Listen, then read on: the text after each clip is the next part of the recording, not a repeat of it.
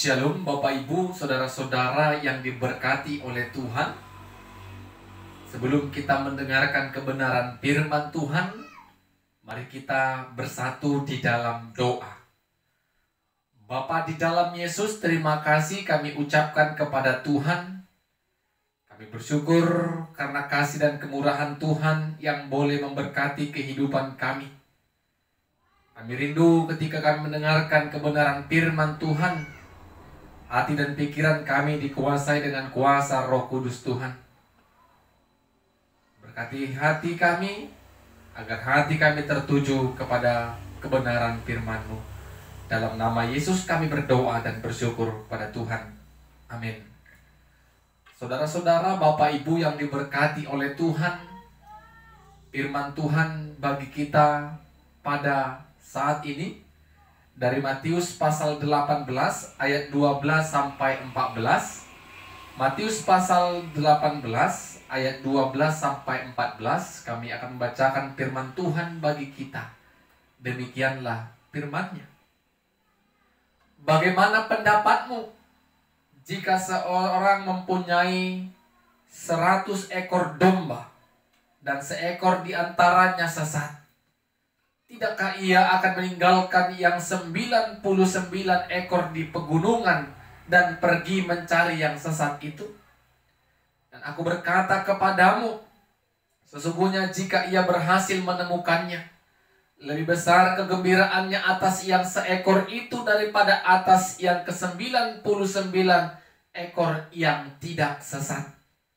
Demikian juga Bapamu yang di sorga tidak mengkehendaki supaya seorang pun dari anak-anak ini hilang. Amin. Bapak Ibu saudara-saudara yang diberkati Tuhan, tema firman Tuhan bagi kita pada saat ini, Allah mengkehendaki pertobatan kita. Allah mengkehendaki pertobatan kita. Bapak Ibu saudara-saudara, kita mungkin sepakat semua umat manusia pasti pernah melakukan yang namanya kesalahan ataupun yang kita sebut dengan dosa. Tetapi ada perbedaan setiap orang dalam menjalani kehidupan yang terus melakukan dosa tadi. Ada sebagian orang menyadari dosanya dan mengakuinya di hadapan Tuhan dan tidak mengulangi dosa itu. Ada juga orang yang menganggap senang dan bangga atas kehidupan dosa yang dia lakukan, bahkan dia terus ulangi dan terus ulangi walaupun dia mengetahui yang dia lakukan itu adalah kesalahan. Bapak Ibu saudara-saudara, sebagai manusia yang hidup bersama-sama, sering kita memandang sebelah mata orang yang melakukan kesalahan, orang yang berbuat salah, orang yang berdosa. Kita sering memandang sebelah mata atau menganggap mereka hina. Kita seperti menjadi hakim atas kehidupan mereka. Kita seperti orang yang benar, orang yang bersih dari dosa. Sehingga kita memberikan penilaian kepada mereka dan tidak memandang mereka seperti kita memandang diri kita sendiri. Bapak Ibu saudara-saudara yang diberkati Tuhan, apa yang harus kita lakukan dan kerjakan sebagai orang percaya? Bagaimana kita menanggapi orang-orang yang berdosa? Apakah Tuhan mengkehendaki orang berdosa? Melalui perumpamaan dan firman Tuhan pada saat ini, semua umat manusia berharga di mata Tuhan. Yesus mengumpamakan 100 ekor domba yang 1 ekor sesat. Maka si pemilik akan meninggalkan yang ke-99 ekor ini di pegunungan, dia akan mencari dan berusaha menemukan seekor domba yang hilang tadi. Tersesat yang tidak termasuk dalam bilangan 99, terilang hara, tidak lagi bergabung dan bersama dengan 99. Oleh karena belas kasihnya, sayangnya kepada seekor domba tadi, dia tergerak untuk mencarinya dan meninggalkan sejenak 99 ekor domba miliknya tadi. Dan ketika seekor domba tadi sudah ketemu, sudah didapatkannya, maka ada perasaan yang bahagia, sukacita, dan senang. Bahkan melebihi dari sukacita yang 99 ekor tadi yang tidak sesat. Bapak Ibu Saudara-saudara, dari perumpamaan ini dijelaskan, demikian jugalah dengan Bapa di sorga. Karena Tuhan mengkehendaki semua manusia, semua anak-anak Tuhan mengalami pertobatan dan perubahan. Banyak manusia, Bapak Ibu Saudara-saudara, yang terhilang hara, yang tidak tahu jalan yang baik dan tidak baik. Atau ada yang tahu yang baik tapi tidak dikerjakan. Banyak orang tersesat yang tidak tahu yang dikerjakannya berkenan di hadapan Tuhan atau tidak.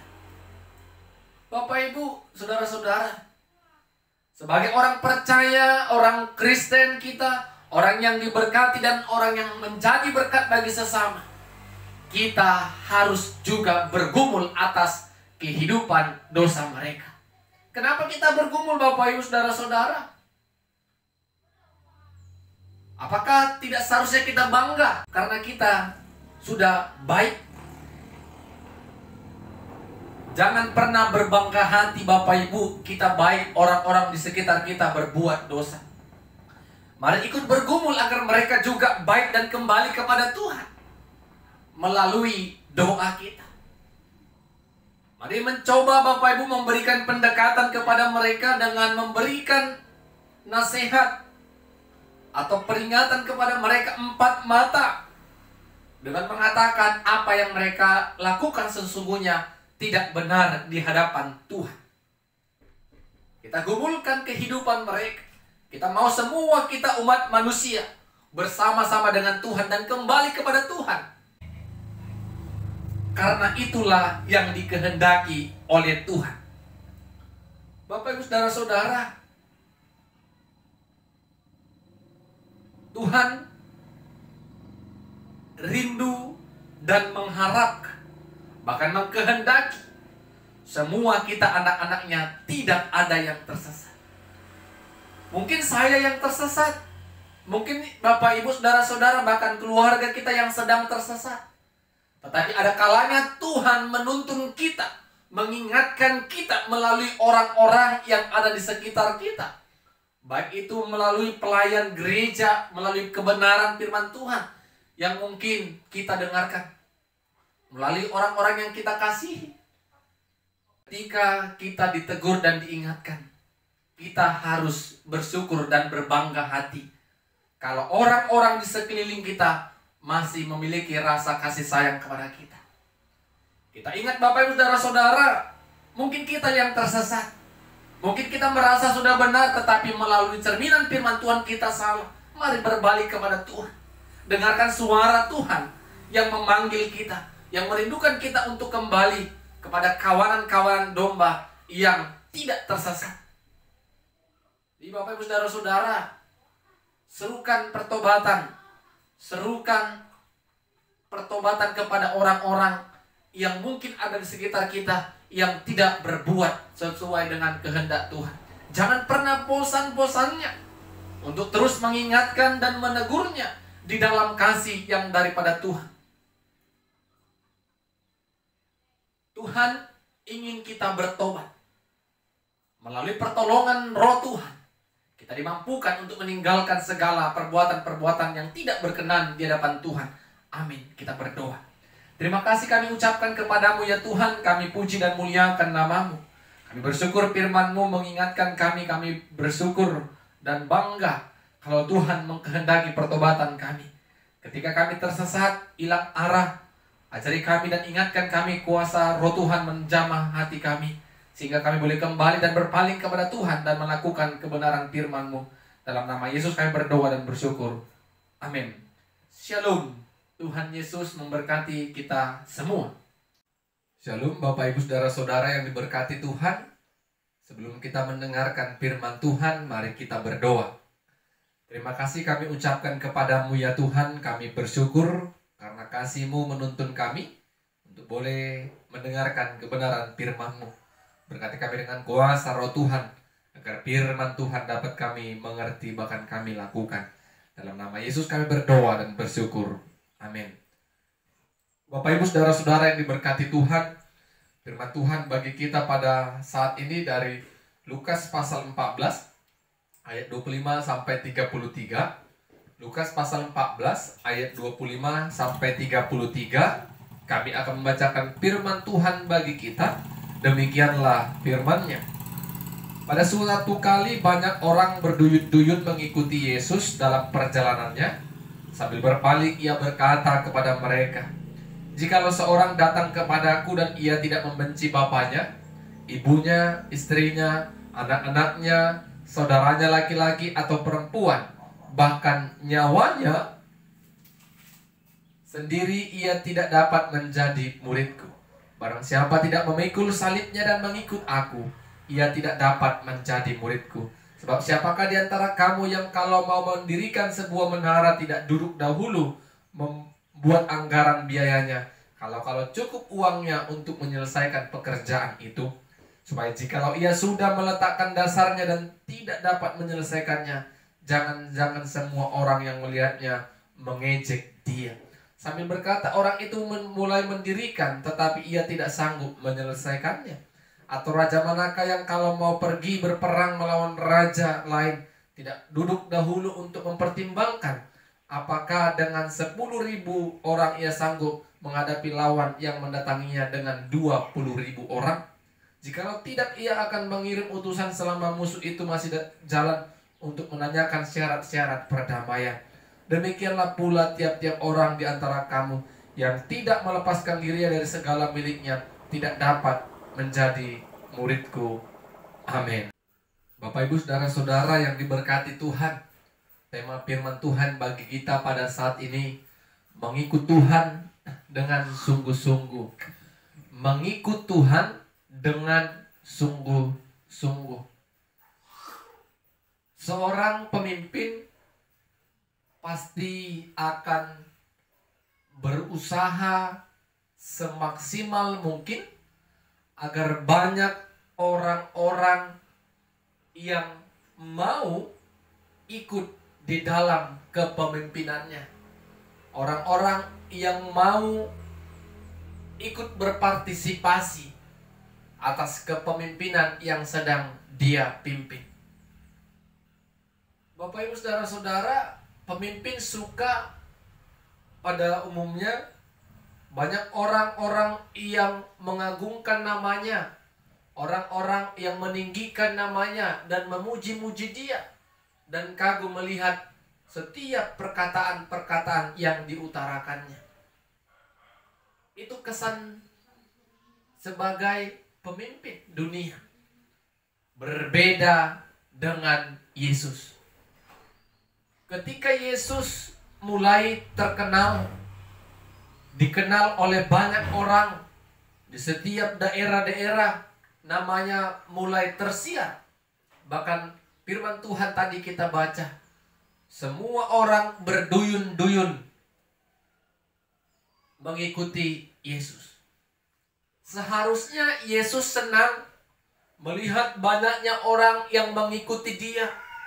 Seharusnya Yesus bangga karena pengajarannya dan mujizat, bahkan perkataannya yang selama ini dia lakukan dapat menarik perhatian orang banyak, sehingga mereka dengan antusias mengikuti Yesus.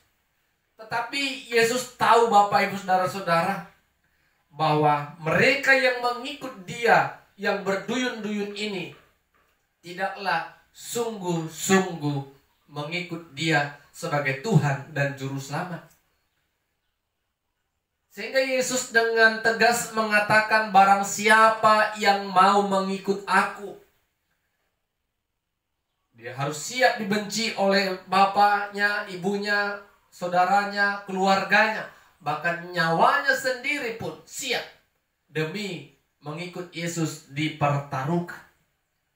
Barang siapa yang mau mengikut aku, ia harus memikul salib dan mengikuti aku. Itu adalah perkataan Yesus dengan tegas dan keras.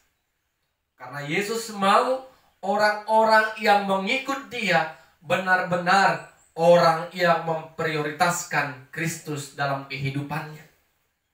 Sehingga Dia katakan kepada banyak orang pada saat itu, ketika ada seseorang yang mau membangun menara, maka seseorang itu akan duduk dan merenungkan dan membuat anggaran biaya mulai dasar sampai akhirnya. Karena kalau tidak, maka bangunan itu tidak akan selesai karena kekurangan biaya. Begitu juga dengan seorang raja yang ingin berperang melawan 20.000 pasukan perang. Dan dia hanya membawa 10.000. Kalau dia tidak merenungkan apakah kekuatannya sanggup melawan yang akan dihadapinya. 10.000 melawan 20.000. Kalau dia pikir tidak sanggup, maka dia akan kirim utusannya untuk meminta syarat-syarat perdamaian. Artinya apa Bapak Ibu Saudara-saudara? Mengikut Yesus, menjadi pelayan Tuhan, harus ada pertimbangan pribadi dalam kehidupan kita. Kita gampang mengatakan aku mau mengikut Tuhan, aku mau melayani Tuhan, tetapi di tengah jalan sering kita menghadapi kendala-kendala yang membuat kita mundur dalam perkataan yang kita katakan tadi. Aku akan mengikut Tuhan. Tetapi kata Tuhan, barang siapa yang memikul salib, dialah yang mengikut aku. Terkadang Bapak Ibu Saudara-saudara, hidup tidak lepas dari yang namanya persoalan dan masalah. Baik itu dari internal dan eksternal, dari dalam diri kita dan luar diri kita. Terkadang itu yang membuat kita berhenti dan meninggalkan Kristus Yesus. Banyak tantangan dan hambatan yang harus kita lakukan. Banyak hambatan dan tantangan yang benar-benar terlihat jelas di hadapan kita. Tetapi kembali Yesus mau katakan, Yesus mau pengikut-pengikut Dia adalah orang-orang yang sungguh-sungguh memberikan hatinya dan imannya tertuju kepada Kristus sebagai Tuhan dan Juru Selamat.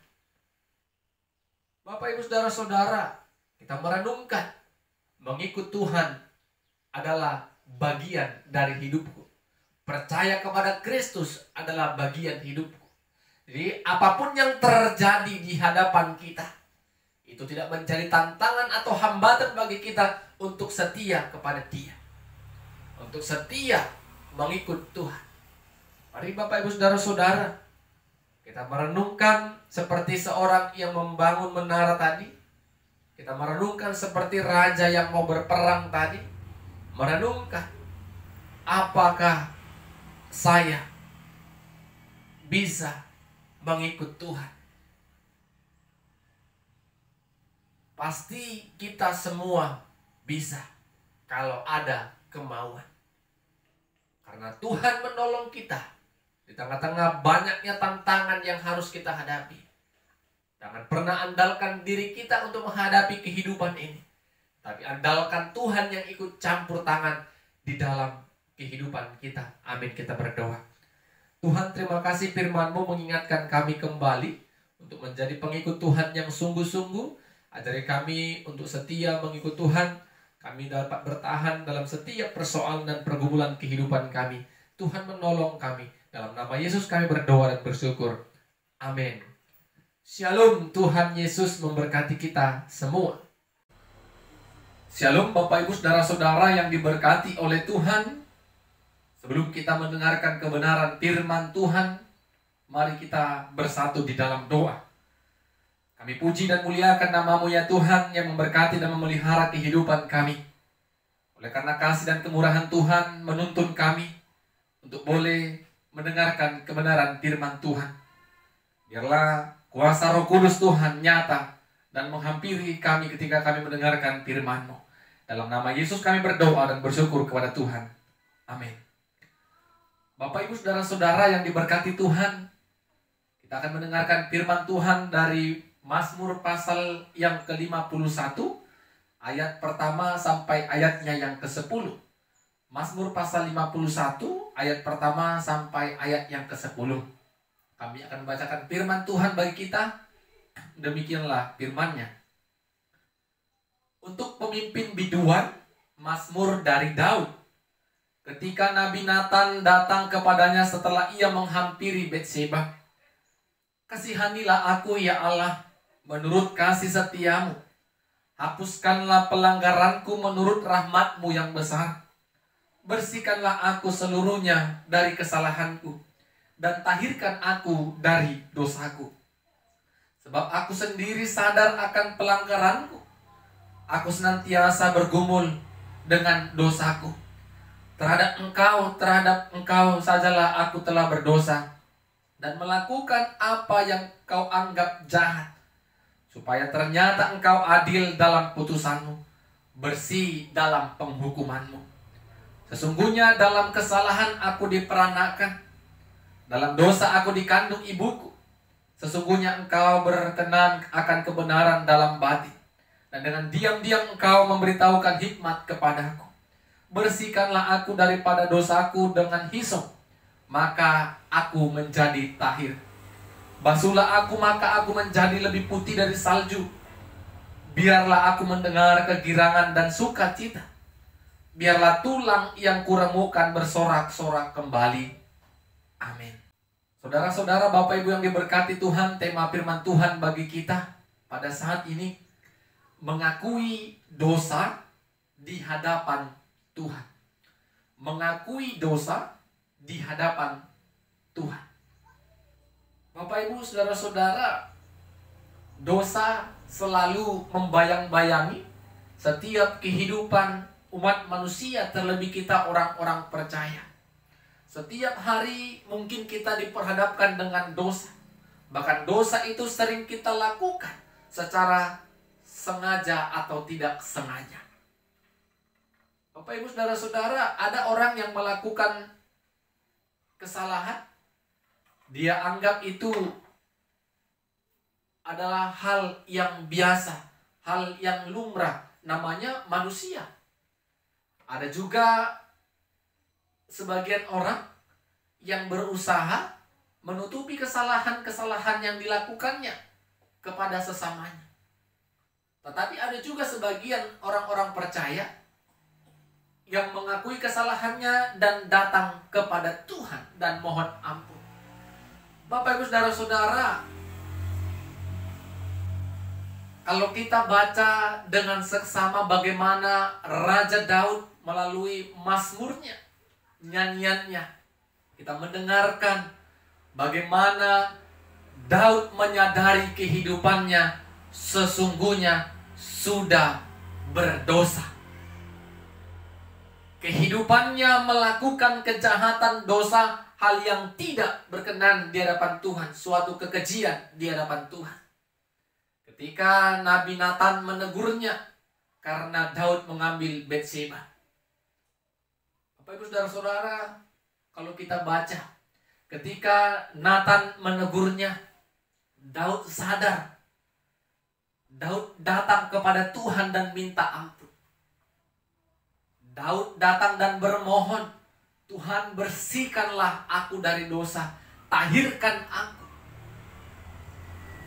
Dia datang dengan segala permohonan dan kerendahan hatinya, mengaku dan membuka semua kesalahan yang dia lakukan. Tetapi ketika dia datang kepada Natan, Natan berkata, Tuhan tidak menghukum engkau mati. Tuhan mengasihimu, tetapi anak yang dikandung itu akan mati. Bapak Ibu Saudara-saudara, Tuhan memberikan kasih-Nya kepada Daud.